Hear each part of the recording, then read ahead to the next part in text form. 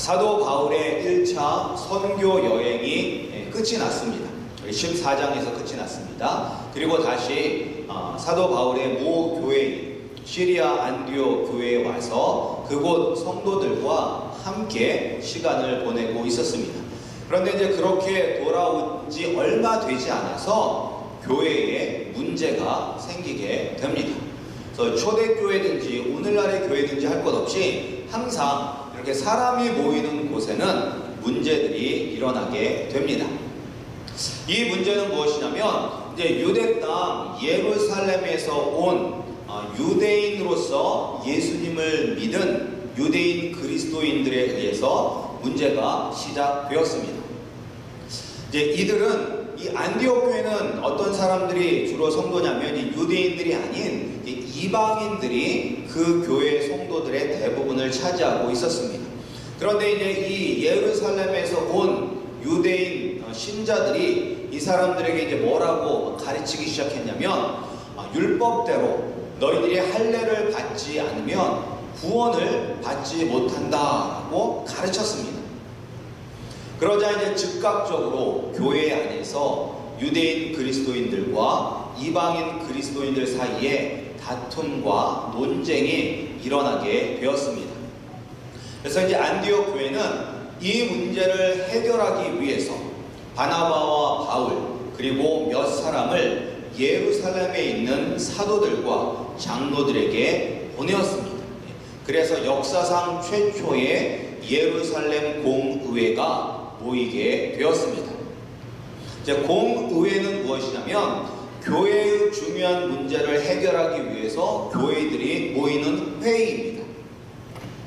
근데 이제 왜 예루살렘에서 이 공의회가 모이게 되었냐면 예루살렘이 바로 교회가 시작된 곳이기 때문입니다. 예수님이 성령이 임하면 예루살렘과 온 유대와 사마리아와 땅끝까지 이르러 내 증인이 되리라는 지상 명령을 주셨습니다. 그리고 이제 예루살렘의 최초의 교회가 세워지게 되었습니다. 비록 스데반 집사의 순교로 성도들이 다 흩어지게 되어서 땅끝까지 이르러 내 증인이 되리라는 말씀이 이루어졌지만 여전히 이 예루살렘 교회에는 누가 있었냐면 사도들이 남아 있었습니다. 그리고 또한 교회 장로들이 남아 있었기 때문에 이 예루살렘 교회는 모든 교회의 모교회와 같은 그런 가장 큰 권위를 가지고 있는 교회였었습니다. 그렇다고 해서 이제 이 예루살렘 교회가 오늘날의 천주교나 감리교 그리고 성공회처럼 다른 지역에 있는 모든 교회들을 다스리는 것은 아니었습니다. 비록 이제 예루살렘 교회가 모교회였지만 각각 흩어져 있는 이 로컬 처치들은 다 자치권을 가지고 있었고 그리고 각 교회의 지도자들이 그 교회를 이끌어가고 있었습니다. 그런데 이제 이 안디옥 교회에 와서 할례를 받지 못하면 구원을 받지 못한다라는 이 주장은 이제 안디옥 교회의 문제만은 아니었습니다. 사도 바울과 바나바가 개척한 이 소아시아에 개척한 모든 교회들에게도 영향을 미치는 문제였습니다.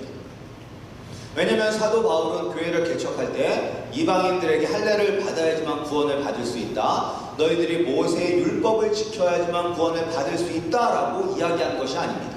사도 바울은 오직 예수 그리스도만 전했습니다. 그래서 그들은 예수 그리스도를 믿고 자신들이 구원을 받았다라고 생각을 하고 있는데 이렇게 예루살렘에서 온 유대인 성도들이 아니다. 그것은 잘못된 것이다. 예수님을 믿어야 하지만 예수님도 믿고 할례도 받아야지.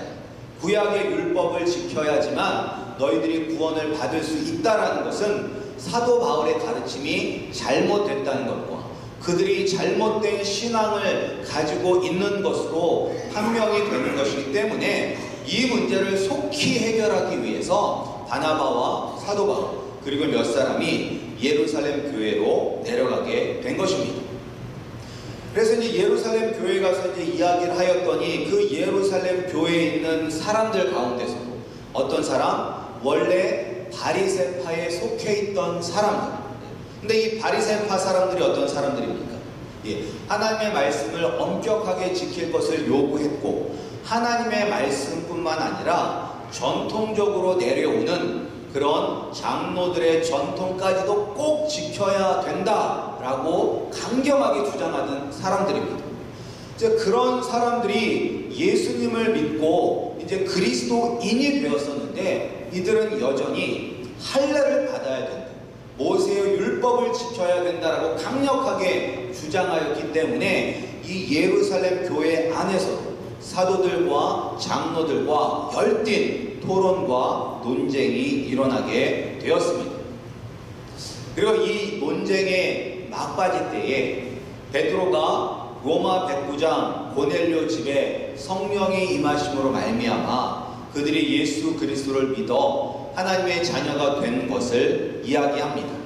그리고 또한 바울과 바나바가 선교 여행 가운데 이방인들을 향한 하나님의 놀라운 일들을 이야기를 합니다. 그리고 마지막으로 예루살렘 교회의 수장인 예수님의 동생인 야고보가 구원은 믿음으로 받는 것이다 라고 확정을 하고, 그 대신에 이방인 성도들과 그리고 유대인 성도들이 공통적으로 지켜야 하는 조항을 이야기했습니다.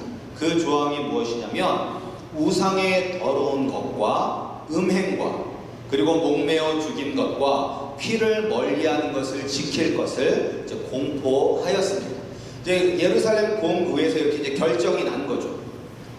그리고 공의회는 이 결정을 편지로 써서 사도 바울과 바나바 그리고 예루살렘 교회의 신실한 일꾼 유다와 실라 편에 안디옥 교회뿐만 아니라 수리아와 길리기아에 있는 이방인 그리스도인들에게 보냈습니다.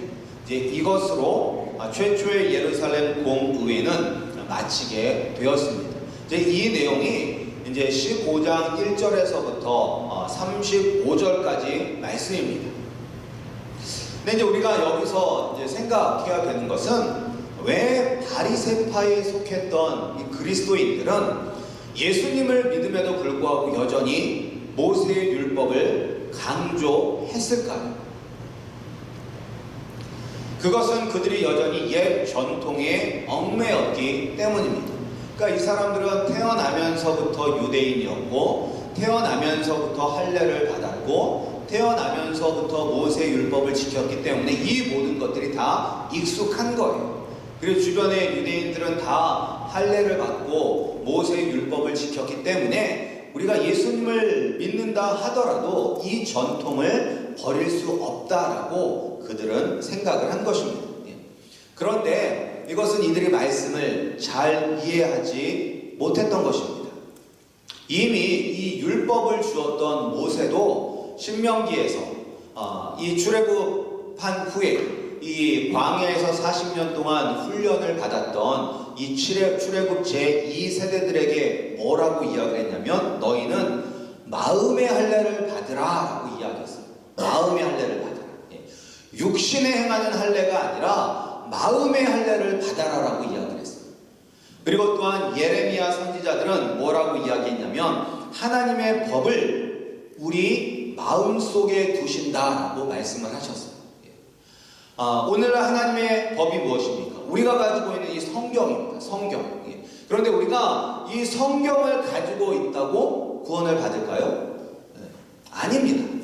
그렇게 따지면 저는 구원을 한 20권은 받은 것 같아요. 집에 성경이 한 20권 정도 막 있는 것 같아요. 근데 성경이 있다고 우리가 구원을 받는 것이 아니라 하나님의 말씀이 우리 마음속에 있어야지만 우리가 구원을 받을 수가 있는 것입니다.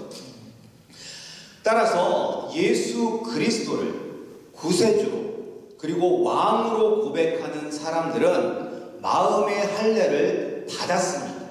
그리고 하나님의 법이 우리 마음속에 새겨져서 우리는 구원을 받은 거룩한 성도가 된 것입니다. 내가 예수 그리스도를 믿으면. 할례를 받는다고 율법의 여러 항목들을 지킨다고 구원을 받는 것은 아닙니다. 우리는 믿음으로 구원을 받는 것이지 율법을 지킴으로 선행을 행함으로 구원을 받는 것은 아닙니다. 근데 그럼에도 불구하고 사람들은 끊임없이 여기에다 무엇인가를 더하려고 합니다. 믿음만으로는 안 된다. 예수님을 믿는 것만으로는 안 된다. 무엇인가를 더 해야 된다라고 이야기를 합니다. 근데 이게 초대교회에서는 무엇으로 표현이 됐냐면 할례와 그리고 모세의 율법입니다. 이미 예루살렘 공의회에서 이제 결정이 났잖아요. 예루살렘 교회의 수장인 야고보가 우리가 구원은 예수님을 믿는 믿음으로 얻는 것이다. 믿음으로 얻은 후에 너희들은 이렇게 살아야 된다라고 이제 공통적으로 우리가 지켜야 할 조항들을 이야기함으로 말미암아 끝났지만, 우리가 이제 사도 바울의 서신서들을 읽어보면 계속해서 이 유대 땅에서 온 거짓 선생들은 할례를 받아야지만, 모세의 율법을 지켜야지만 구원을 받는다라고 이야기하여서 교회들을 혼란스럽게 한 것을 알 수가 있습니다. 그런데 이제 이 문제가 옛날의 문제가 아니라 오늘날에도 우리 가운데 여러 가지 모양, 옛날에는 할례와 모세의 율법이었지만 오늘날에는 여러 가지의 다른 모양으로 교회에 들어와서 우리 성도들을 혼란하게 만듭니다. 우리 성도님들, 우리가 죄에서 구원받아 하나님의 자녀가 되는 유일한 길은 무엇입니까? 무엇입니까? 바로 내가 죄인임을 고백하고 예수님이 나를 대신하여 십자가에서 죽으심으로 나의 죄값을 담당하셨다는 것을 믿는 믿음입니다. 그리고 그 예수님을 나의 구세주, 나의 왕으로 믿는 그 믿음만 있으면 되는 것입니다. 그런데 이 믿음도 어디에서 오는 것일까요? 내 안에서부터 나오는 것일까요? 밖에서 오는 것일까요? 이 믿음도 밖에서부터 오는 거예요. 어디서부터? 하나님으로부터. 그래서 에베소서 2장 8절에 뭐라고 기록되었냐면, 너희는 그 은혜로 인하여 믿음으로 말미암아 구원을 받았으니 이것은 너희에게서 난 것이 아니요 하나님의 선물이라. 아멘. 그러니까 우리가 예수님을 믿을 수 있는 것, 내가 죄인이라는 것을 고백하고 내 죄를 위하여 예수님이 십자가에 못 박혀 죽으셨다는 것을 믿는 것도 하나님의 은혜라는 것입니다. 하나님의 은혜. 그리고 그 은혜로 말미암아. 근데 그 은혜는 우리가 무슨 노력을 해서 받는 것이 아니라 하나님께서 우리에게 거저 주신 선물이라는 것입니다. 따라서 예수 그리스도를 믿는 믿음만 있으면 구원을 받는 것입니다. 따라서 12사도들은 무엇으로 구원을 받았나? 이 베드로라든지 이 12사도들은 무엇으로 구원을 받았나? 그들이 예수님의 12제자였기 때문에 구원을 받은 것인가요? 아니죠. 그들도 예수 그리스도를 믿는 믿음으로 구원을 받은 것입니다. 또 유대인 그리스도인들이나 그리고 또한 이방인 그리스도인들이나 오늘날 우리도 다 믿음으로 구원을 받는 것입니다. 그럼에도 불구하고 여전히 우리 안에는 믿음만으로는 부족하다는 생각을 하기 때문에 우리가 잘못된 길로 빠지는 경우가 있습니다. 요새 이제 매스컴에 보면 은혜로 교회란 것 때문에 시끄럽습니다. 들어보셨죠? 은혜로 교회. 그것이 알고 싶다 해서 2번에 걸쳐서 이 교회에 대해서 이야기를 하였습니다. 근데 이 교회는 어떤 교회냐면 태평양에 있는 피지섬, 여러분들 아실 거예요. 피지섬이라고 거기서 비싼 물도 나오는데, 근데 이제 태평양에 있는 피지섬이 마지막 때의 낙원이다라고 그렇게 성도들을 현혹시켰습니다. 그래서 이제 성도들의 재산을 빼앗고 성도들을 피지 땅으로 이주시켜서 도착하자마자 여권 다 빼앗고 그 땅에서 이제 강제 노역을 시키는 그런 이상한 교회가 있어요. 근데 이 교회가 더 이상한 짓을 하는데 그것은 무엇이냐면 이제 엄마와 딸을 불러내고 엄마와 아들을 불러내서 서로 마주 앉아서 서로 귀싸대기를 때리게 시키는 거예요. 귀싸대기. 그냥 이렇게 톡톡 치는 게 아니냐, 머리가 휙휙 돌아갈 정도. 그리고 이제 그것이 알고 싶다라는 그런 영상을 보면 어머니가 딸의 머리채를 잡고 막 흔들어. 완전히 진짜 싸움 나는 것처럼 머리채를 잡고 막 흔들어요. 그런데 왜 그들이 그런 일을 하는지 아십니까?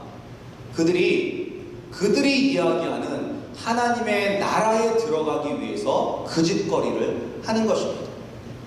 그거를 뭐라고 이야기하냐면 그것을 타작마당이라고 불러요. 타작마당.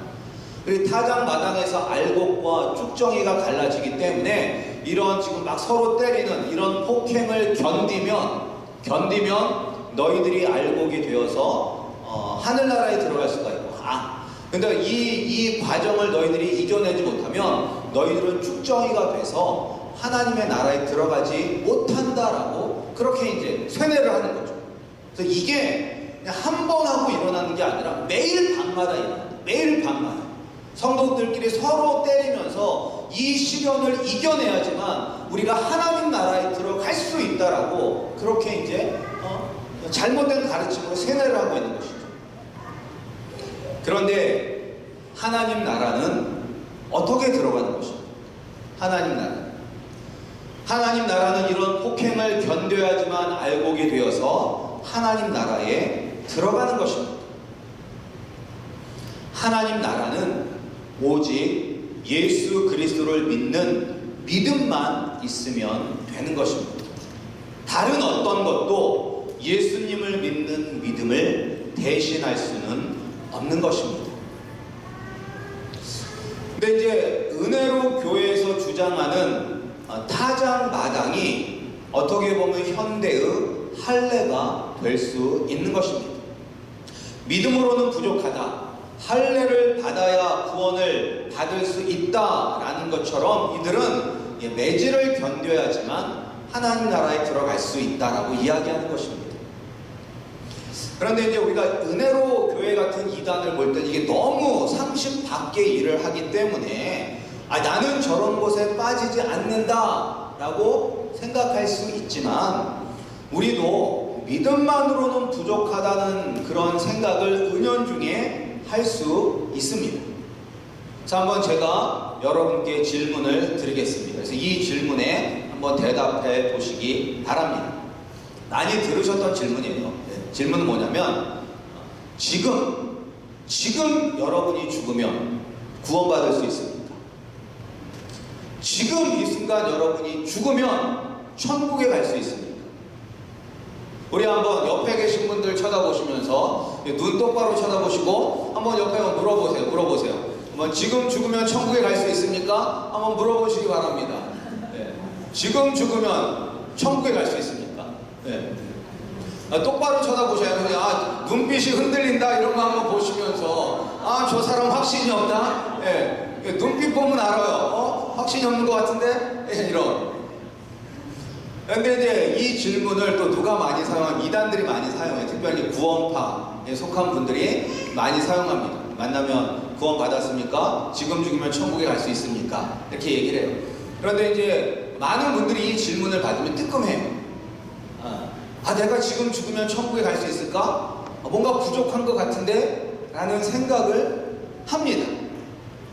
그러니까 왜 그런 생각을 하냐면 자기 자신이 하나님의 말씀대로 살지 못하고 있다라고 생각을 하기 때문인 것입니다.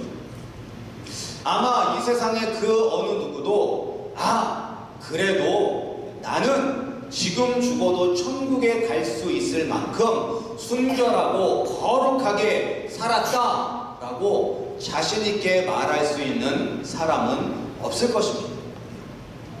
근데 혹시 그렇게 살았다라고 생각하시는 분이 있다면 대단한 착각 속에 빠져서 살고 계신 것입니다. 정신과 치료를 받아야 할 정도로 심각한 착각에 빠져 사는 것입니다.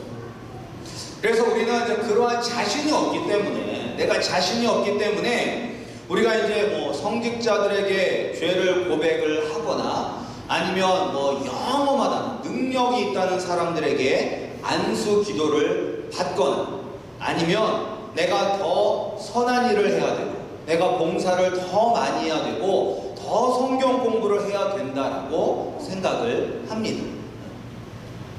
그런데 우리의 구원이 성직자들에게 죄를 고백한다고 아니면 능력 있는 사람들에게 안수 기도를 받는다고 아니면 내가 더 착하게 살려고 애쓰고 봉사 더하고 성경 공부 더하고 기도 더하면 구원받을 수 있을까요?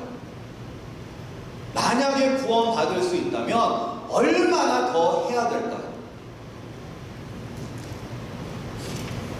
그런데 오늘 말씀에도 보면 구원은 나에게 속한 것이 아니라 하나님께 속한 것입니다.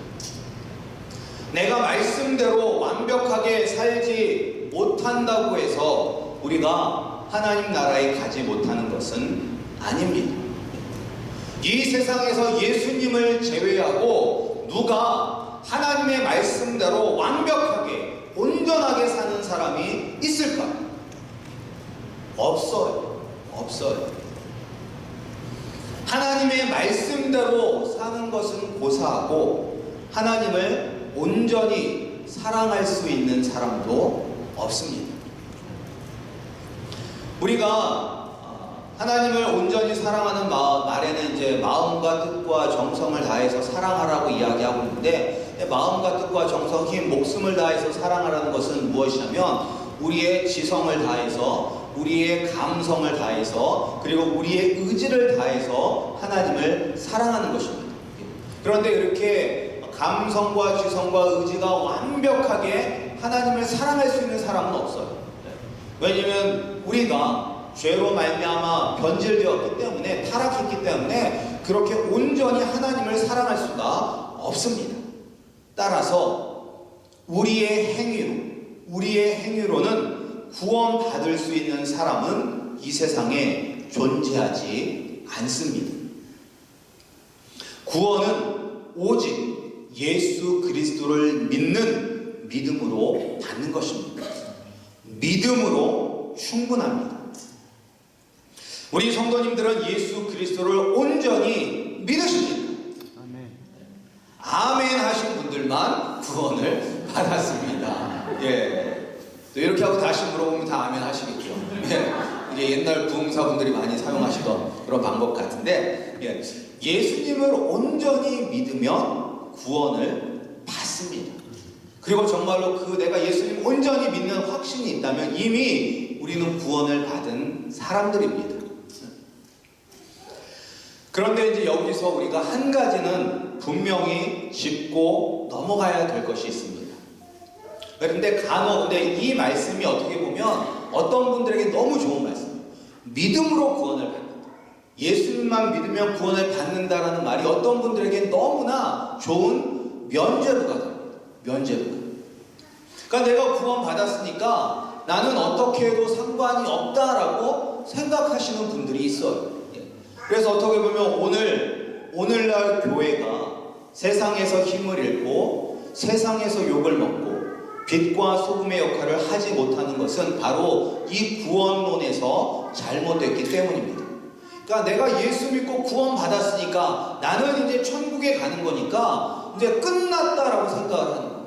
그래서 믿는 사람들이 더 심하다는 이야기를 듣는 게 믿는 사람들이 더 세상 사람들보다 더 심하게 세상 것들을 바라며 추구하며 살기 때문에 교회가 힘을 잃어버린 것입니다.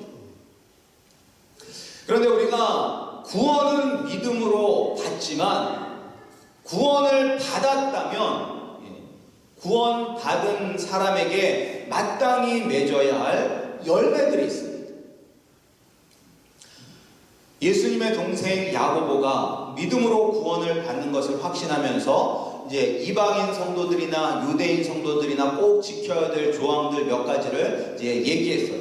그것이 뭐냐면 우상 숭배를 하지 말아야 될 것, 그리고 음행을 피해야 될 것, 그리고 피채로 고기를 먹지 말 것, 이 세 가지입니다. 크게 나누면 일단 이 우상은 무엇이냐? 이 당시의 우상은 뭐 바알 신이라든지 아니면 그리스 신화에 나오는 여러 신이라든지 아니면 로마의 황제가 이제 우상이 될 수가 있죠. 그렇다면 오늘날의 우상은 무엇입니까? 우리도 마찬가지죠. 우리도 우상을 섬겨서는 안 됩니다. 근데 오늘날의 우상은 돈이 될 수 있고요, 명예가 될 수 있고, 그리고 권력이 될 수 있고, 그리고 또한 가족이 될 수 있고, 내가 하나님보다 더 사랑하는 모든 것들이 다 우상이 될 수가 있는 것입니다. 내가 믿음으로 구원을 받았다면 이제는 그 우상을 사랑하는 것이 아니라 예수님을 사랑해야 되는 것입니다.